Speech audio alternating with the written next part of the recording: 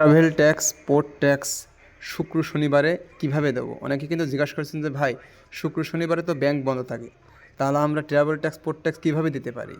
আসলে travel tax, port tax দেওয়ার জন্য বেনাপোল বর্ডারে সোনালী ব্যাংকের বুথ আছে। এটা কিন্তু সকাল 6:30 থেকে সন্ধ্যা 6:30 পর্যন্ত খোলা থাকে। বর্ডার যত সময় খোলা থাকে, ব্যাংকটাও কিন্তু তত সময় এই ব্যাংকের বুথ খোলা থাকে। সেজন্য আপনারা বর্ডারে এসে দিতে পারবেন এবং অনলাইনের মাধ্যমে কিন্তু যে কোনো সময় যে কোনো দিন কিন্তু ট্রাভেল ট্যাক্স, পোর্ট ট্যাক্স দেওয়া যাবে, তাতে কিন্তু কোনো সমস্যা নেই। শুক্রবার আজ কিন্তু যে দেখছেন ইমিগ্রেশনে কিন্তু যাত্রী অনেকটাই বেশি। আপনারা কিন্তু লাইনেও দেখছেন আজ কিন্তু যাত্রীর অনেকটাই চাপ আছে। এই দেখুন ইমিগ্রেশন লাইনে কিন্তু আজকে অনেকটাই চাপ। আজ কিন্তু যাত্রী একেবারে স্বাভাবিকভাবেই যাচ্ছে, আর এনারা কিন্তু সরাসরি ঢাকা কলকাতা যাত্রী। তারা কিন্তু এই যে দিক দিয়েই ইমিগ্রেশনে প্রবেশ করছে। যেখানে কিন্তু দাঁড়িয়ে আছে, এনারা কিন্তু সরাসরি ঢাকা কলকাতা যাত্রী। আজকের কিন্তু অনেকটাই যাত্রী। এই দেখুন এমন যাত্রী কিন্তু এই কয়েকদিনের ভিতরে কিন্তু আপনারা ভিডিওতে দেখেননি যে এমন ভিড় ছিল। আজকের কিন্তু যাত্রী কিছুটাই বেশি আছে।